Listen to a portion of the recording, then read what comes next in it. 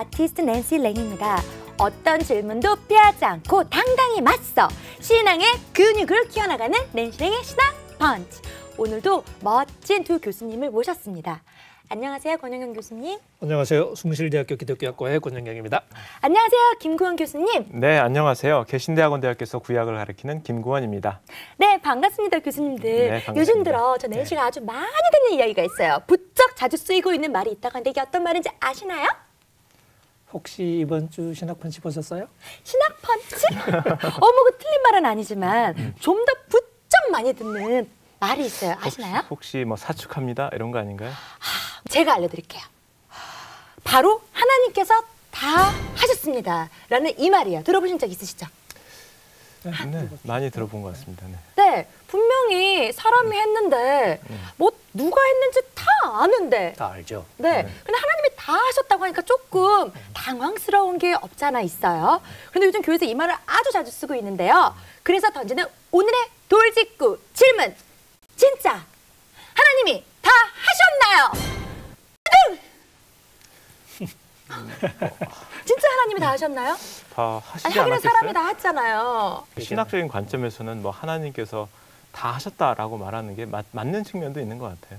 그런데 약간 하나님도 당황하실 것 같아요. 당황하시고. 내가 그렇죠. 예를 들어 김 교수님이나 권 교수님 열심히 봉사활동을 했어요. 네. 하신 분들이 네. 일단은 다 하나님 하셨다 그러면 되게 당황. 나 안 했는데 이거 니네가 했잖아. 이럴 수도 있고 봉사랑 열심히 도움을 일을 하신 분들은 왠지 좀 섭섭할 것 같아요. 내가 했는데. 내 시간 막 뭐 몇 개월 몇 년 투자해서 네. 진짜 내가 이렇게 했는데 알아주지 않고 다 하나님 하셨다 그러면 되게 섭섭할 것 같거든요.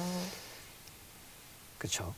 그러니까 좀 이렇게 하나님이 하셨다, 사람이 했다 이게 좀 우리가 헷갈려가지고 막 그죠. 말을 이렇게 쓰다 보면 오해도 네. 많이 생기고.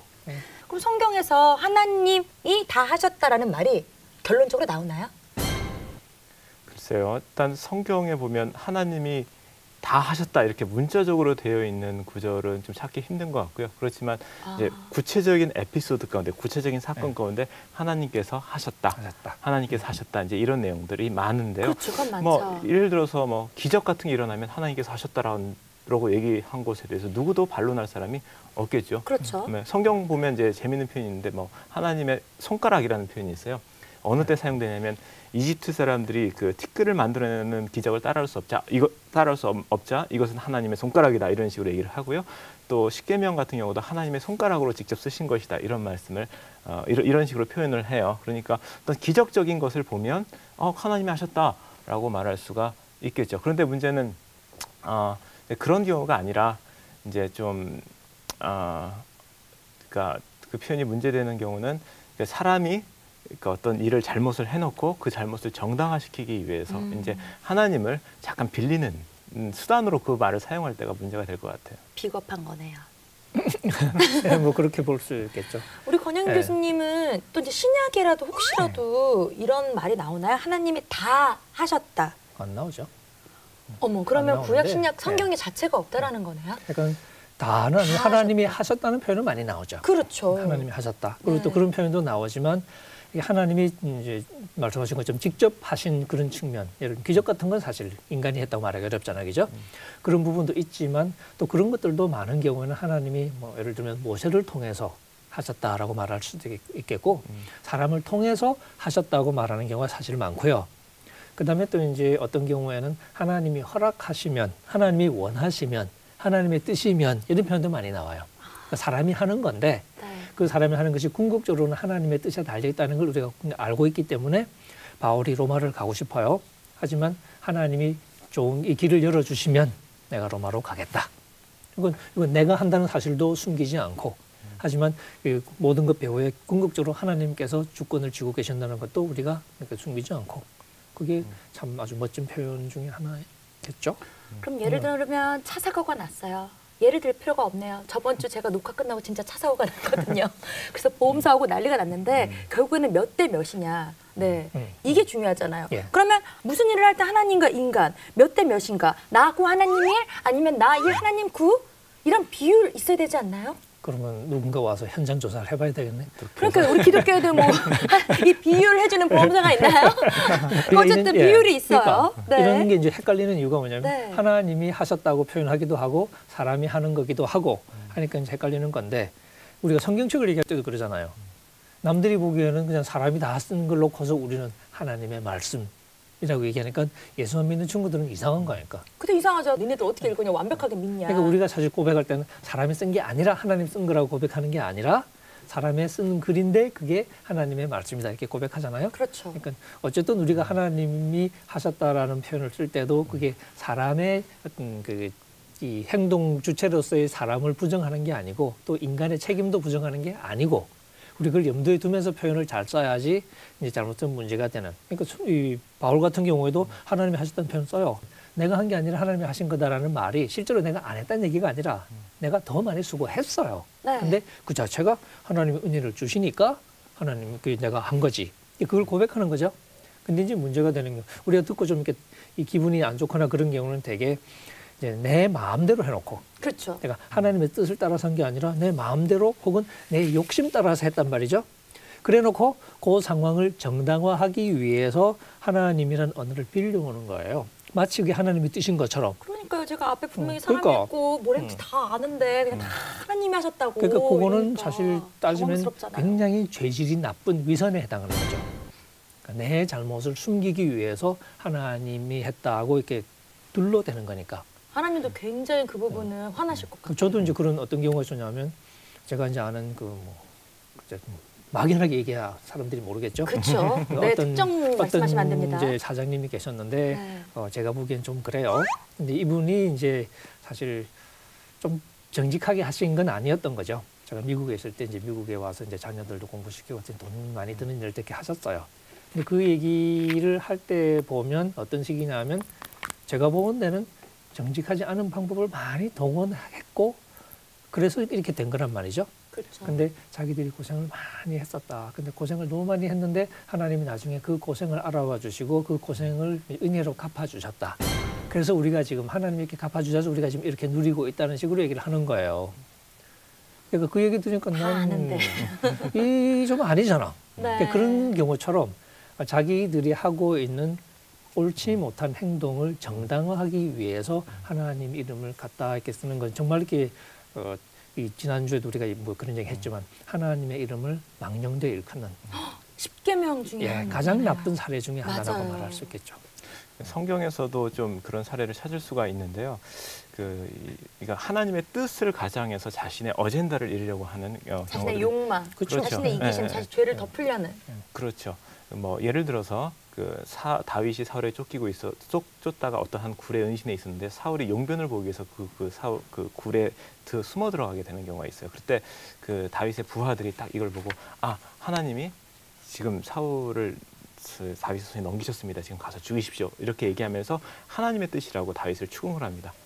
어머. 근데 성경을 보면 어떤 문맥에서도 지금 그런 어떤 예언을 하거나 하나님께서 그렇게 지시한 적이 없거든요. 그런데 다윗의 부하들이 자신의 어떤 사울을 죽이고 싶은 거잖아요. 그 마음에. 그 자신의 어젠다를 이루기 위해서 하나님의 뜻을 빙자했는데요. 다행히도 다윗은 그 하나님의 뜻이라고 사람들이 자신에게 얘기했지만 그렇게 하지 않고 사울을 죽이지 않고 그냥 옷자락만 베고 간 일이 있죠. 그렇다면 하나님이 다 하셨다 이 말은 사람이 하는 겸손함의 표현 뭐 그런 거 아닌가요? 겸손함의 표현이라고 말하기엔 조금 어폐가 있는 게요. 예를 들면 우리 이제 동양적인 관습에 이제 손님들이 오시면 많이 차리잖아요. 네. 잔뜩 차려놓고 하는 소리가 차린 거 하나도 없는데 예. 맛있게 드세요. 근데 그건 진짜로 없다는 얘기가 아니라 그건 우리가 이제 그렇게 말하게 되고 이게 겸양의 이제 표현이잖아요. 그렇죠. 근데 우리가 하나님이 하셨다, 하나님의 뜻이다라고 말할 때는 그냥 예의상 하는 얘기는 아니에요. 사실은 고백이죠. 겸손의 표현이면 이게 문제가 있는 거지. 진짜로 신앙의 고백이라야 말이 맞는 거죠. 근데 겸손의 표현은 그나마 좀 낫죠. 사실 자기가 좀 한 것 같아. 근데 이게 좀 흐뭇하고 하니까 근데 그걸 내가 했다고 말하기엔 좀 쑥스러우니까 부끄러워서. 하나님이 하셨다. 그건 차라리 좋은 것 같아요. 네. 근데 아까 우리 얘기한 것처럼 문제가 되는 게 뭐냐면 자기 욕심을 따라서 뭔가를 해놓고 거기에다가 하나님이 하셨다고 얘기하면 이건 참 깝깝한 거잖아요. 그런데 그런 경우도 뭐 많지는 않겠지만 제일 많은 경우가요. 그냥 제 주변에서도 일어난 일들이고 우리가 많이 보는데 그냥 그 정도로 나쁜 짓이 아니더라도 네. 삶 자체나 굉장히 위선적이고 자기가 그렇게 착하고 잘하고 정당하지 않은데 근데 그런 믿음의 신앙으로 딱 가려서 무슨 게이샤하우스 같이 그렇게 딱 제가 근래 한번 그렇게 있었거든요. 아우 저 힘들었어요. 네, 일단은 그게 위선이라고도 우리가 볼 수가 있고 그쵸. 혹은 실은 잘못된 신학을 그냥 체득해서 그런 경우일 수도 있는데요. 예를 들어서 종교개혁 전통 중에 이게 칼빈이라는 사람이 있는데 칼빈이 강조한 주제가 하나님의 절대 주권이라는 주제예요. 그리고 그 절대 주권이라는 것을 이제 적용하다 보니까 구원에 있어서 하나님께서 다 하셨다라는 얘기를 하게 되는데요. 실은 종종 그런 맞긴 말인데 그 말이 오용이 될 수가 있어요. 남용이 될 수가 있어요. 하나님께서 다 했으니까 우리는 아무렇게나 해도 된다. 우리는 뭐 구원에 관해서는 보탤 게 없으니까 아무렇게나 살아도 된다. 이런 식으로 오용이 될 수가 있거든요. 그런데 이제 한국 교회에서는 실은 하나님께서 우리를 구원하셨다. 전적으로 하나님의 은혜다 이 말만 했지 실은 그 말이 오해되고 오용될 수 있는 것에 대해서는 잘 경계를 안 한 측면이 있거든요. 그래서 교회를 다니는 사람들도 교회만 잘 나가면 되고 11조만 잘하면 됐지 그 밖에 어떤 사회생활이라든지 도덕생활이라든지 친구와의 관계에 있어서는 별로 신경을 안 쓰는. 다 용서받을 줄 아나 봐요. 네, 그런 측면이 좀 있는 것 같아요. 알겠습니다. 하나님의 뜻에 관해서 이제 좀 오해가 생기는 게 그런 대목인 것 같아요. 궁극적으로 우리의 삶을 혹은 우리의 역사를 하나님이 다 주관하신다. 그런 의미에서 하나님의 뜻, 우리의 삶의 방향이겠죠. 그런 얘기를 할 수 있는 반면에 또 성경에서 하나님의 뜻 얘기할 때 중요한 용법 중에 하나가 우리가 해야 할 하나님의 뜻. 그러니까 내 삶의 문맥에서 혹은 우리 교회의 삶의 문맥에서 우리가 순종해야 할 하나님의 뜻이라는 의미도 많이 쓰이죠. 그건 우리가 해야 되는 거니까. 네. 그리고 우리가 피해야 되는 것도 있겠고. 그런 면에서 우리가 하나님의 뜻을 이렇게 굉장히 민감하게 얘기하면서 따라가야 되는데 그거는 아까 말한 것처럼 무시하는 거죠. 네. 내 욕심대로 해. 그리고 큰 의미에서 우리의 역사를 주관하신다는 그 신념을 성급하게 끌어와가지고 자기의 잘못된 행동을 정당화하는 거죠. 그래서 제가 바로 여쭤보고 싶었어요, 권 교수님. 역사는 어떤지. 왜냐면 어떤 프로젝트야. 그냥 인간이 했지만 결국에 큰 역사는 하나님이 다 하시는 거 맞지 않나요?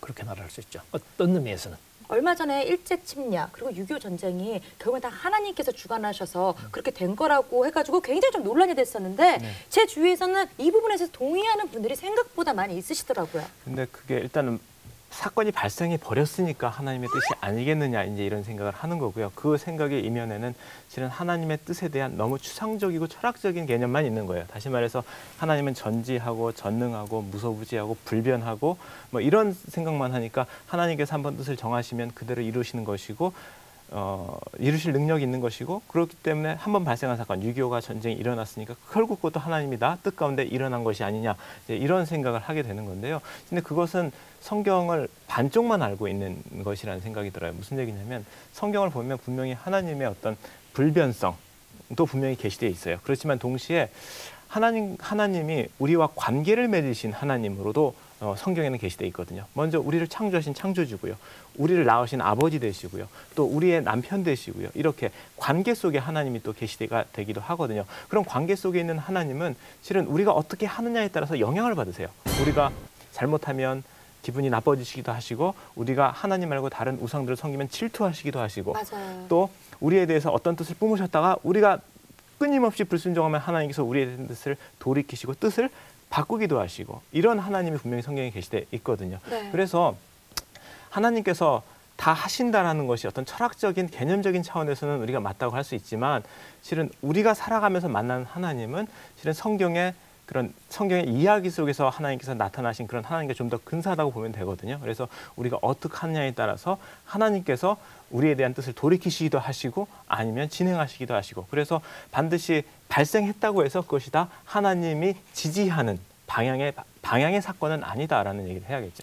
그래서요, 아까 많은 이 논쟁이 됐었던 그런 말을 한 사람이 있잖아요. 네. 일제 침략이나 6.25 전쟁이 하나님 뜻이었다. 네. 물론 이때 있었던 사람은 너무나 큰 고통과 고난이었지만 이러한 역사적 사건이 없었으면 대한민국이 그 50년 만에 이렇게 발전할 수 없었다. 뭐 이런 식으로 또 풀이를 하면은 뭐 그것도 맞는 말이잖아요. 거기서 이제 우리가 섣불리 틀렸다고 말을 하기 어려운 이유가 뭐냐면 그래서 동일한 사람들이 궁극적으로 만나 봐. 모든 역사가 하나님의 주권에 따라 이루어진다고 우리가 고백하기 때문에 그렇게 말할 수 있는 측면이 있겠죠. 네. 하지만 우리가 이제 거기서 구체적인 우리의 역사의 해석으로 들어올 때 신중해야 되는 것이 하나님이 모든 걸 하나님이 하셨다라고 우리가 말할 때 역사를 하나님 주관하신다고 말할 때 그래서 그 역사 속에 벌어지는 인간의 모든 행동들 그 모든 행동 하나하나 자체가 도덕적인 의미에서도 하나님의 뜻이라고 말할 수 있냐? 그건 절대 아니라는 거죠. 그 속에는 인간들의 수많은 시행착오가 있고 불순종이 있고 그거는 불순종이에요. 하나님 뜻이 아니라 지 욕심인 거지. 그렇죠. 욕심에 의해서 그런 게 전쟁이 뒤엉켜 나고 있는 막 상황. 이러잖아요. 그걸 부정하는 의미에서 하나님의 뜻이다. 하나님이 다 하셨다라고 말하는 게 아니라는 거죠. 그래서 제가 이제 조금 위험할 수는 있지만 좀 구분을 하는 게 큰 의미에서 조명으로 치면 우리 그 카메라 잡을 때도 전체 다 이렇게 그 풀샷을 잡을 수도 있고 혹은 때로는 하나를 잡을 때가 있죠. 네. 이제 전체를 잡으면 이게 모든 게 다 안 나오잖아요. 그렇죠. 어떤 부분은 가려질 수도 있고, 그죠? 그래서 근데 그 부분을 특별히 조명할 때는 부분 조명이나 혹은 그 특별한 카메라를 이제 써야 되겠죠. 네. 그것처럼 우리가 역사 전체를 놓고 하나님의 뜻이라고 말하는 표현도 분명히 필요해요. 하지만 우리의 삶의 개별적인 하나하나의 얘기를, 이 사건들을 얘기할 때는 그런 전체적인 관점으로는 설명할 수 없는 부분이 있고 그래서 우리의 삶의 소소한 부분을 갈 때는 조금 다른 의미에서 우리가 하나님의 뜻을 얘기하고 신약 성경 같은 경우는 그 하나님의 뜻은 대부분은 우리가 어떻게 행동해야 할 것인가를 결정하는 하나님의 뜻이에요. 그때 이제 그런 발언 때문에 논란이 많아졌을 때 많은 사람이 이제 화가 났던 게 그 큰 넓은 의미에서 하나님의 뜻을 우리 구체적인 역사에 적용하는 방식이 굉장히 의문을 불러일으키는 그런 방식이었다는 거예요. 이제 그분이 하나님의 뜻이다라고 얘기하면서 해석을 해나갔는데 그 하나님의 뜻이라는 것이 구체적인 역사 속에서 벌어졌던 사실 뭐 6.25나 일제 같은 경우도 아직까지 우리 지금 현재 현실의 일부거든요. 그렇죠. 저희 부모님 세대의 일이기니까. 그리고 6.25 같은 경우는 아직도 우리에게 많은 아픔으로 이렇게 남아있고 그리고 도덕적인 책임이 결코 이제 면제될 수 없는 그런 사건들이에요. 그런 사건들을 놓고서 해석을 할 때 그 해석이 하나님의 뜻이라고 일반적으로 말하고 넘어갔으면 좋겠는데 구체적으로 해석을 할 때 그것이 한편으로는 굉장히 물질주의적인 관점이었고 그러니까 이게 경제적으로 잘 살게 됐다. 그래서 하나님의 뜻이다. 이렇게 간 거예요. 그렇죠. 그 자체가 굉장히 네. 물질주의적이고 그다음에 또 한 가지 문제가 뭐냐면 우리 삶의 영역에서 우리가 물어야 할 도덕적인 어떤 질문들 잘한 사람이 있고 잘못한 사람이 있어요. 일제 같은 경우에도 잘못한 대상이 있고 피해자가 있고 그렇죠. 6.25도 마찬가지고 그 이후에 우리 산업화되는 과정에서도 사실 잘한 부분도 있고 잘못한 부분도 있고 피해자도 있고 그런 것들을 우리가 신중하게 고려하면서 얘기를 해야 되는데 그걸 다 한 가지 경제라는 한 가지로 깔아 뭉개버렸죠. 그러네요. 그러니까 그거는 하나님이 원하시는 판단과 보면 아닌 거죠.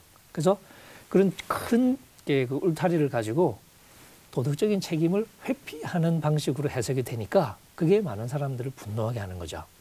그러니까 우리가 조심해야 될 게 그런 하나님의 뜻이다라는 큰 우산을 우리의 삶의 소소한 책임을 가리는 방식으로 써서는 안 된다는 얘기입니다. 그래서 우리가 이 관점 자체도 중요하고 이걸 잘못 쓰면 이제 결국 우상숭배적인 언어가 될 수밖에 없는 거죠. 내 마음대로 해놓고 그것을 하나님의 뜻이라고 우기게 되는 거죠. 그렇죠. 그게 우상숭배 핵심이거든요. 그래서 맞다. 우리가 구체적인 삶을 얘기할 때는 항상 1차적으로 하나님이 우리를 바라보실 때 우리에게 요구하시는 도덕적인 책임 그리고 옳고 그름에 대한 그 인식을 분명히 하면서 해석을 해나가고 그래서 우리가 하나님의 뜻을 따라가고 있는지 그걸 묻고 그러고 나서 나중에 큰 넓은 의미에서 우리가 신중하게 하나님의 뜻을 얘기하고 그렇게는 할 수 있겠죠. 네.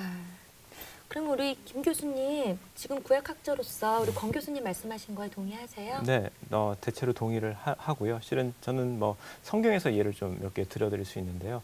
실은 하나님의 뜻이라는 말이 실은 악용된 경우보다는 실은 선연된 경우가 성경에 더 많이 나와요. 예를 들어서 먼저 악용된 경우를 얘기를 하면 아까 짧은 예를 드렸지만 욥과 그 욥 세 친구의 대화 중에서 욥은 지속적으로 자신은 의로운데 하나님께서 내게 고통을 주셨다 이렇게 주장을 하고 욥 세 친구들은 네가 고통을 당하는 것으로 보니까 너는 죄인이다 이렇게 얘기를 하고 있거든요. 그런데 아무리 친구들이 설득하고 설득해도 욥이 주장을 굽히지 않으니까 나중에 소발이라는 친구가 어떻게 얘기를 하냐면 야 네가 네 죄를 인정하려면 하나님이 직접 나타나셔서 너에게 이렇게 말해야지 네가 소리를 듣겠구나 이렇게 말을 해요. 이러면서 네가 하나님보다 똑똑하냐?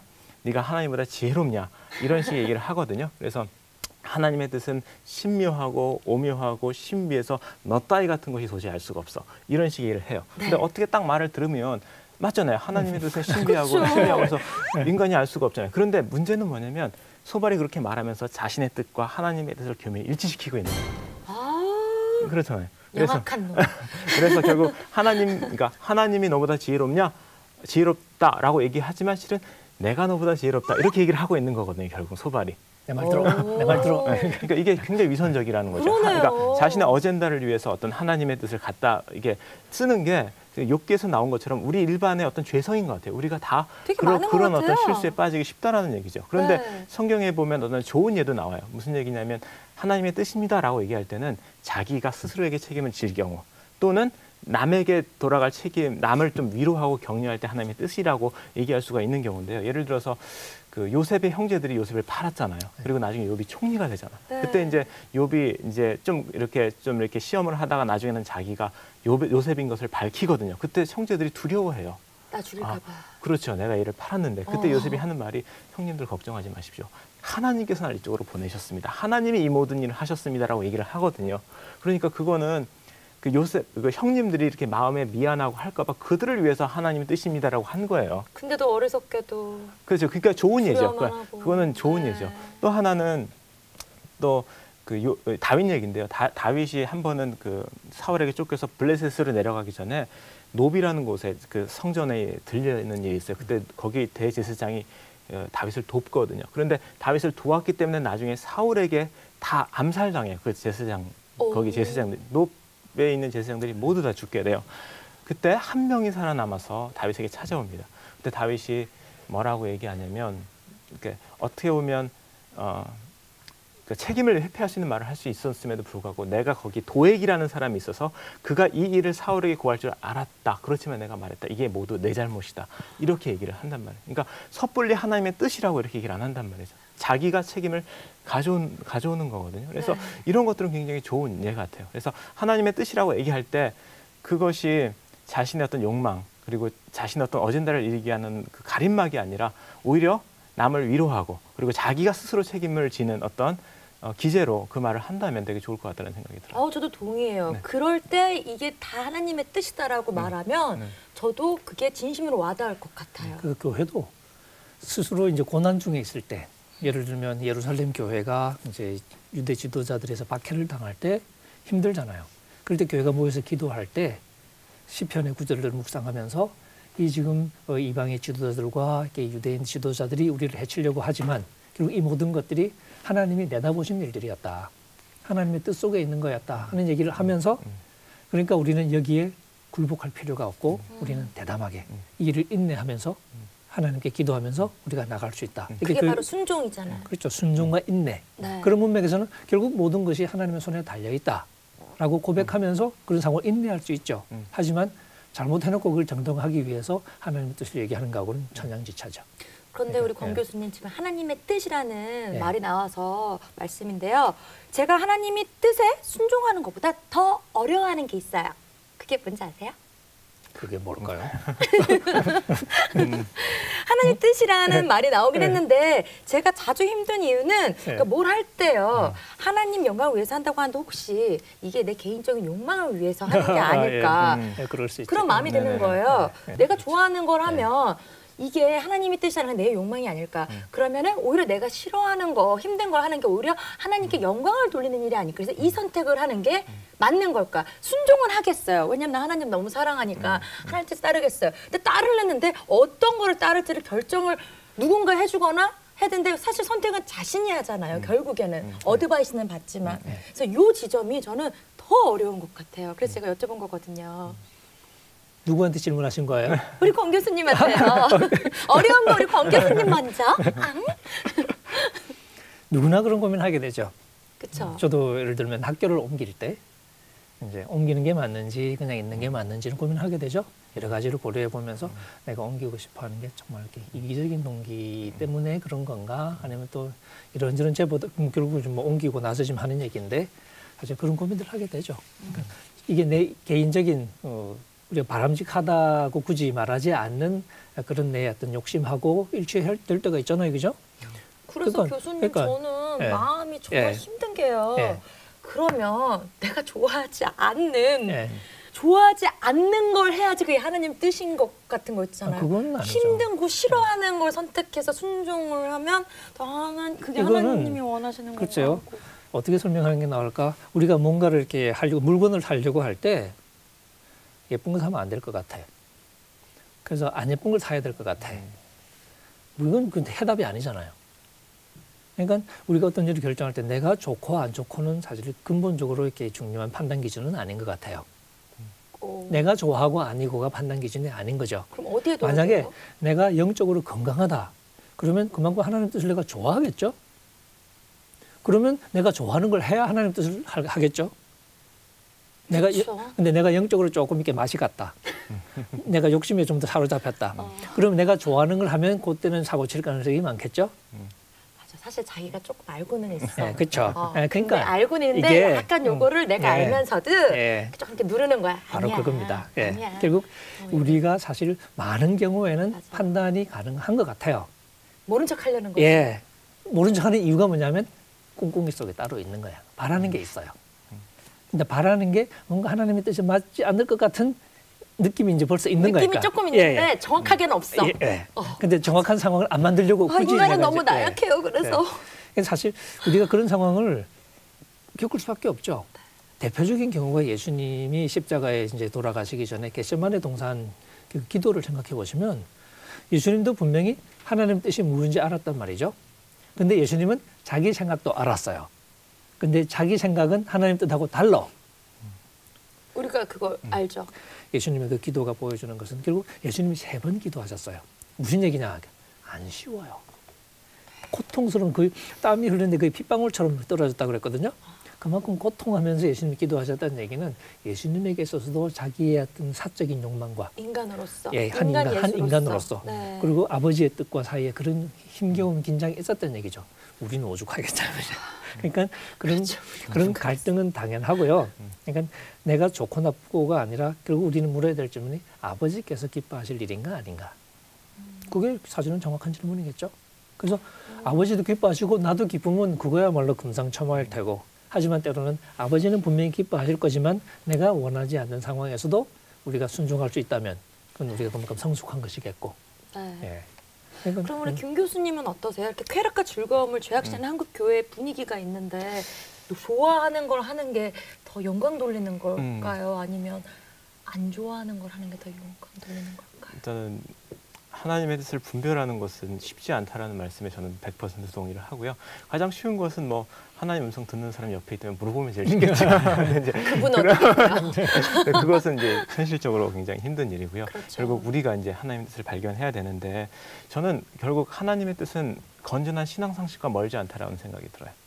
하나님의 뜻은 건전한 신앙 상식과 멀지 않다. 다시 말해서 우리가 날마다 말씀 읽고 묵상하고 또 이 세상을 살아가면서 우리에게 쌓이게 되는 지혜들이 있거든요. 그쵸, 이럴 때는 성경을 이렇게 해야 되고 통해서. 저럴 때는 저렇게 되고 이런 그러니까 네네네. 신앙 안에서 네. 쌓이들인 지혜가 있거든요. 근데 그런 것들이 실은 우리가 하나님의 뜻을 분별하는데 굉장히 중요한 팩터다라는 거죠. 그래서 쉽지 않다라는 얘기는 그것이 하루아침에 쌓이지 않기 때문에 쉽지 않다라는 거예요. 맞습니다. 이것이 매일 그렇게 말씀 묵상하고 말씀대로 살려고 하는 노력이 삶이 쌓이고 쌓여서 얻어진 지혜, 얻어진 그런 어떤 건전한 상식 이런 것들이 실은 하나님의 뜻을 분별하는데 굉장히 중요한 요소가 될 수가 있고요. 욕망 얘기를 하셨는데 저는 개인이 자신을 사랑하는 것은 굉장히 선하고 아름답다라고 생각을 해요. 감사합니다. 저 나르시즘이 있거든요. 근데 문제는 우선순위의 문제죠. 우선순위. 내가 나를 하나님보다 더 사랑하느냐. 내가 나를 내 이웃보다 더 사랑하느냐. 우선순위의 문제. 내가 나를 사랑하는 것은 좋아요. 그렇죠. 그렇지만 우선순위에 문제가 있다. 그러니까 그것이 하나의 어떤 기준이 될 수가 있을 거예요. 이것이 내가 이 어떤 이 바라는 것을 얻음으로 내가 실은 하나님의 뜻을 하나님의 나라의 가치들을 실은 이루지 못할 가능성이 있지 않느냐. 이런 질문들을 좀 해보면 좋지 않을까라는 생각이 듭니다. 말씀 들으면서 잠깐 드는 생각이 네. 이제 고난, 어려운 걸 택해야 되지 않을까 하는 생각이 드는 이유 중에 하나가 그런 것도 있는 것 같아요. 우리 인생 경험에서 사실 고난이라는 게 나름대로 도덕적인 힘이 있어요. 고난 겪은 사람에게는 뭔가 있을 것 같은. 맞아요. 그죠? 그래서 이 남자애들 군대 갔다 온 놈들 보면 고생 안 하고 온 놈들이 없잖아. 어디 갔다 와도 다 자기가 제일 고생했대. 이게 뭐냐, 고생하고 왔을 때 좀 더 이렇게 뭔가 말빨이 생긴다는 느낌, 그런 거 있잖아요. 그죠?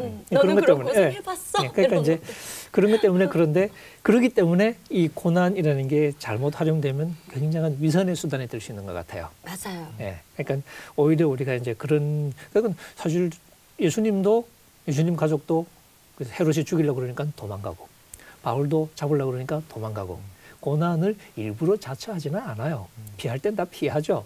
근데 이제 피할 수 없을 때 우리가 복음의 본질과 어긋나는 상황에서 이 어긋나는 상황에서까지 우리가 이제 고난을 피하려고 하지는 않는다는 거지. 고난 자체를 우리가 즐기는 건 아니겠죠. 네. 그런 부분에서 우리가 고난을 피하고 안 피하고가 결국 중요한 질문이 아니라 오히려 그게 하나님의 뜻인가. 그래서 고난 많이 겪었다고 거기 힘을 많이 주는 사람들은 오히려 좀 조심해서 바라봐야 되는. 맞아요. 예. 네. 그런 것 같아요. 알겠습니다, 교수님. 오늘 하나님의 뜻과 인간의 뜻에 대해서 유익한 말을 나눠봤는데요. 그래서 제가 마지막 질문 드리려고 그래요. 우리 두 교수님, 매일매일의 생활 가운데서 크든 작든 간에 무언가를 결정을 내릴 때의 모토, 어떤 좌우명 혹시 있으신가요? 우리 김 교수님? 이것이 순리인가? 그러니까 내가 원하는 것인가 하나님의 뜻인가? 그러니까 순리라는 것은 굉장히 막연할 수가 있는데 그러니까 내가 원하는 것이라도 그러니까 하나님께서 사람들의 마음을 감동하거나 여건들을 만들어주지 않으시면 안 되는 부분이 있거든요. 그래서 순리인가? 그리고 또 하나는 내가 하는 행동이 하나님 나라의 가치를 이루는 것인가? 그러니까 그것을 좀 더 구체적으로 말하면 내 이웃을 사랑하는 일이냐? 이제 이런 것들이 실은 제가 결정을 내릴 때 되게 중요한 모토가 됩니다. 네. 우리 권 교수님은요? 솔직하게. 그렇게 한마디 써놓으면 안 될까요? 그리고 조금 더 이제 뭐 세다. 혹은 뭐 진실되게. 그건 착한 솔직하게? 말. 좀 더 온유하고 네. 착하고 진실되게는 우리 성경에 있는 말이어서 솔직하게. 제 개인적으로 가장 큰 어려움이 이게 사실 위선의 유혹인 것 같으니까 결국 솔직해지면 많은 문제가 해결될 것 같아서 그래서 솔직하게라고 한마 딱 써붙이면 될 것 같아요. 네. 존경스럽습니다, 권 교수님. 창피한 얘기입니다. 겸손하십니다. 네, 여러분 오늘도 재밌으셨나요? 저 낸시는 오늘 이렇게 두 교수님 모셔놓고 진짜 모든 게 다 하나님께서 하셨나요? 이 질문에 있어서 어떻게 보면 해답을 좀 확실히 얻었습니다. 여러분도 그러셨겠죠? 그런데 우리가 신앙생활 하면서도 이렇게 교수님들이 다 얘기해 주시면은 내가 좀 판단하면서 확실해지기도 하지만 항상 우리 교수님들 옆에, 제 옆에, 여러분 옆에 있을 수 없잖아요. 그럴 때는 바로 낸시랭 신학펀치 게시판에 들어오셔서 그 궁금한 질문들을 막 올려주세요. 그럼 저 낸시가 대신해서 우리 두 교수님께 여쭤보도록 하겠습니다. 어떤 질문도 피하지 않고 당당히 맞서 신앙의 근육을 키워나가는 낸시랭의 신학펀치.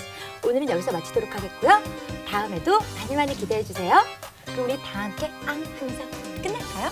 낸시랭의 신학펀치. 안